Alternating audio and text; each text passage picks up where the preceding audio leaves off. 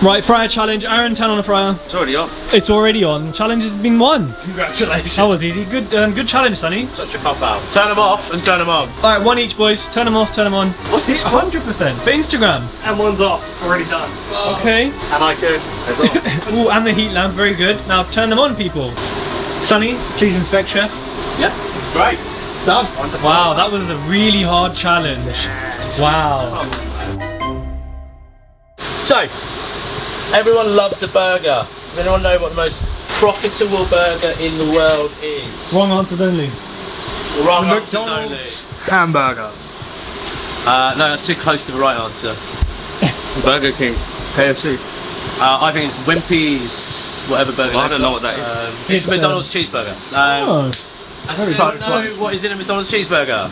Cheese. Patty bun. Cheese. Yeah. Chemicals. Lots of chemicals. Acid.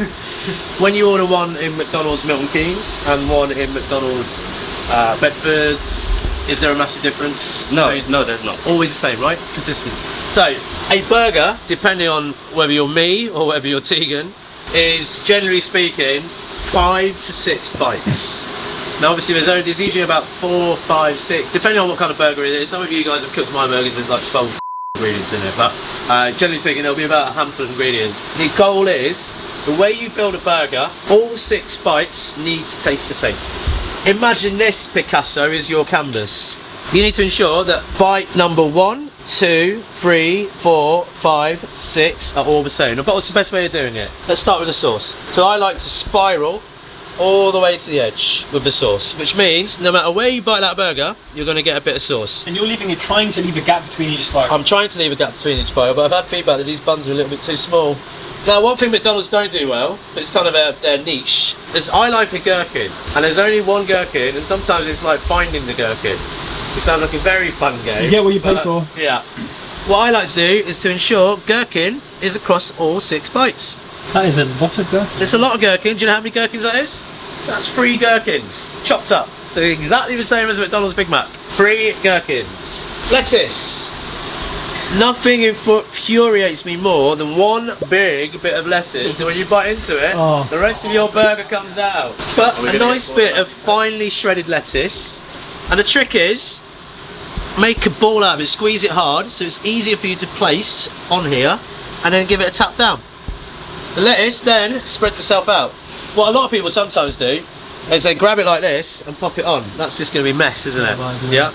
Make the effort, make the concerted effort to put it as a ball. The other reason we do that is, as you can see, Tej, if you go directly across it, it builds a bit of height. So when you put your meat on it, your burger looks almost twice the size. Well, speaking of meats, put your meat on cheese, covered all over the meat. Makes sense, you get cheese wherever you go. What do some people do? Melt it on the bun. That's also fine. For me, I like to put it on the meat. And then, bosh! That to me is a very consistent and, dare I say, sexy looking burger. Very good. Reggie, what's the worst thing about working in hospitality? Worst thing about working in hospitality? You do have to be very, on it with cleaning, I think. Because when you have a busy day, it's very easy for, just mess to pile up. We get, little bits of lettuce and coleslaw and, breadcrumbs everywhere.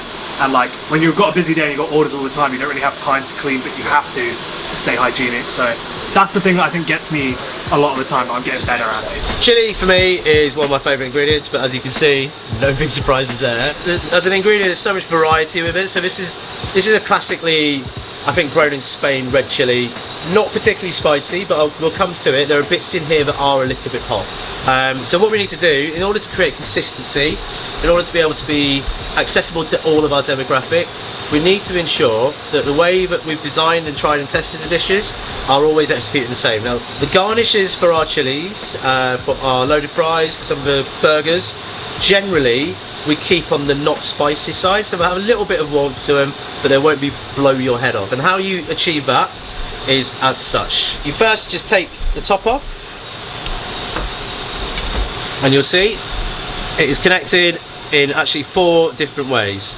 Now, this is a tricky bit. Make sure you find the flattest part of the chili, so just you chuck it down wherever it lands, make sure it doesn't roll around, and we just slice across gently and that will expose the inside of the chili.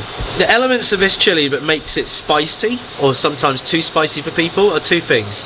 The seeds here, if you eat one of those seeds, that's where a lot of it, the Scovilles, which is a measure used to see how hot a chili is, lay. What everyone forgets is it's not just the seeds, it's this membrane as well. This membrane is where the seeds grow out of. So if you imagine something that is spicy, the only thing that's probably going to be spicier than that is what it grows out of, which is that membrane. So it's quite important when you de-seed a chili to ensure that you not only take the seeds out, but this membrane as well. Now I've just ripped that out. As you can see, it's still there. Now this does come off with your fingers, not a problem at all. And then one last thing, just make sure all the seeds are out. So this for me is a chili that is ready to be prepped. Now there's a couple of ways that you can prep this. You can do little dices where you don't cut all the way along, but you cut little ribbons about 4 to 5 mil wide, which enable you to then turn it over and dice it, much like the onion. So you come out with little cubes like this. With it being smaller, it's a lot easier for people to eat that don't normally eat chilies. So it's actually a lot less chili and a lot more coverage when throwing it on something. The other thing we can do, once I do see this one, again really quick and easy, ensure you get as much of it off as you can, is just to do little slices. Little slices. They're obviously bigger, so if you have one of these, you're going to feel the flavour of the chili a lot more than if you have, let's say, a piece like this. And they're the two ways that we prep a chili. So, Tej, shag, marry, kill.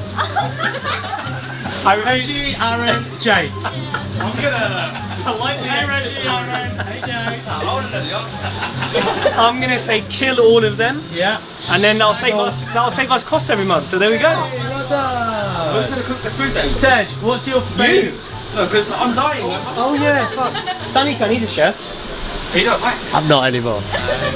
Tej, since you bought this business, what has been your top 3 memories of buying a food business? Cornbread. Cornbread! Making incredible cornbread that no one appreciated the texture of because they don't have the palate to appreciate it.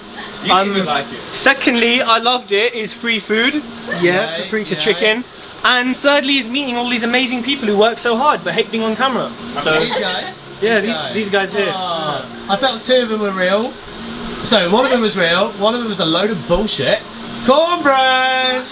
And the other one is very beautiful because it's about these guys. It's about people, yes, we like people.